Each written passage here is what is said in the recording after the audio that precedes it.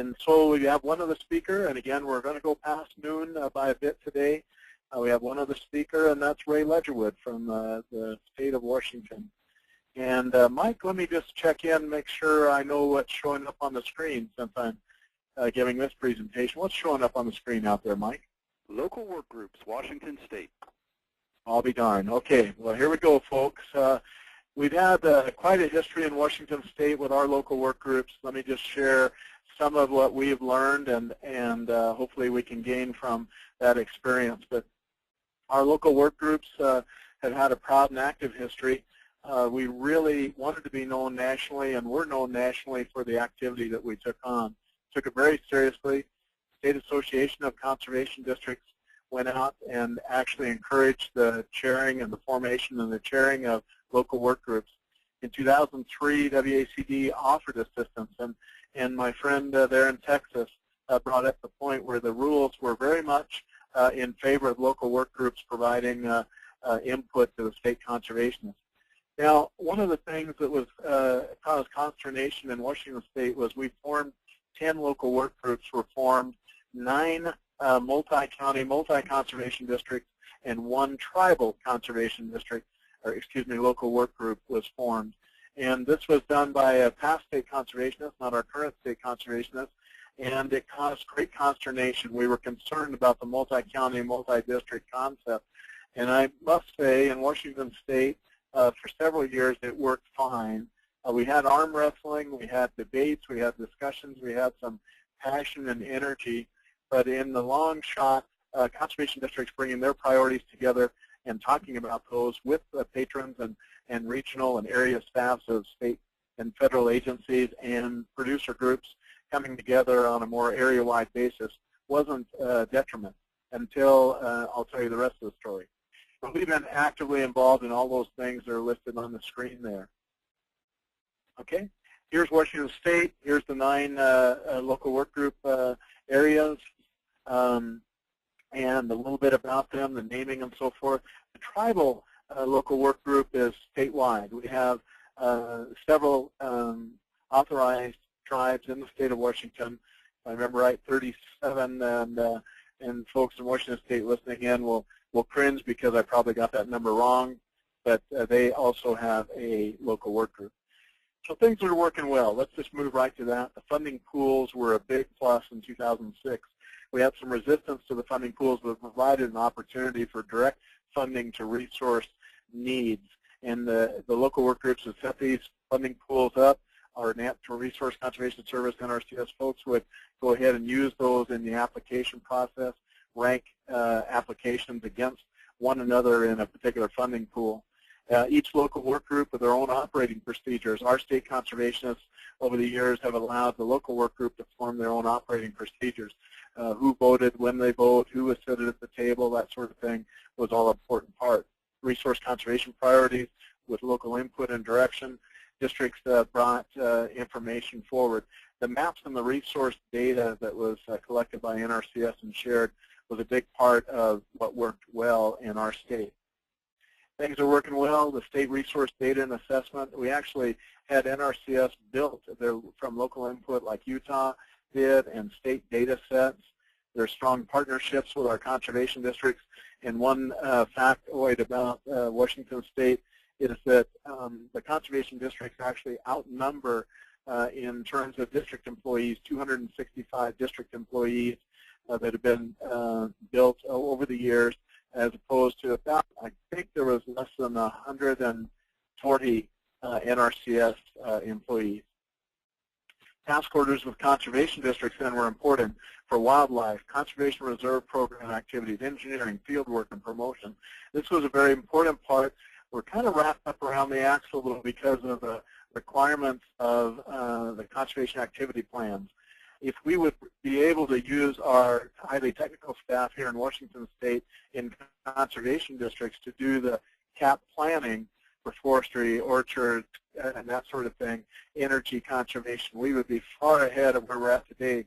We've actually had a very, very dismal implementation track record the last couple of years because we couldn't unleash our conservation districts, had to be private sector folks on some some of this work. So the partnerships on CRP planning with districts and FSA, the contracting with conservation districts, and this acronym is for our Fish and Wildlife folks, Washington Department of Fish and Wildlife. Our energy initiative outreach was really working well, but it worked too well. We got a bunch of irrigators and partners, a great deal of producers' interest, and then couldn't produce the plans because we only had 2 private sector folks that had finished the tech reg. So now you can see the rest of the story. It's not all roses and rose-colored glasses. Things are not working well. Our funding that was directed at national and state priorities, no more reason to dwell on that than the previous speakers. Our STAC subcommittee tried to work on technical things. We tried to form a technical subcommittee to work on nutrient management and buffers, practice standards, and that sort of thing. We thought that was a great idea. We started running down that path and only found out that it actually didn't work as well as we had hoped it would. There's a high late rate of implementation I've already spoken about, and the need for concentrating on workload related to implementation in the TSP agreements. The NRCS folks are just strapped here. We don't have enough of them. We don't have enough technical muscle in our state, and a lot of it has to do with the dismal record that we've had on a national level of funding technical assistance. And not because Mr. Brown and NACD and NASCA haven't tried to change that. It's just a matter of where we're at today. Funds were divided into too many pools, too many subdivisions, too much accounting, too much paperwork. Need to fix that. Not enough NRCS staff for technical assistance. Our CRP takeout and workload issues that came about, farm bill uncertainty, and the deadlines, the forever deadlines that we had discussion of. The duplicate applications are ranked in separate subpools. Maybe you've not encountered this, but when you get into some of the discussions around that, it just wreaked havoc with our NRCS folks. They had too much paperwork going on, too much administration. And a little thing called cultural resource investigations in Washington State are big. So as many tribes and as many historical sites and places and places of concern culturally, we do a lot of work in this arena, and it sometimes holds things up. So there is a vision that we have for our operations in 2015, and that's that local work groups would address resource concerns and use all programs, not just EQIP, but all USDA programs, all state programs, all local programs, all federal programs. And eventually the people that come to the table in these multi-district, multi-county local work groups would be defining some really important priorities that would be picked up by other organizations other than NRCS. Funding will be targeted to resource concerns, simplified processes and workload reduction, especially for our NRCS staff, examine our state-level ranking questions. Local work groups will identify initiatives, support, and special priorities and projects. So here's a list of those projects and initiatives that we've got in Washington State. They go on, and a complaint that was brought up today by a couple of the speakers that the state and national priorities are winning out over the others.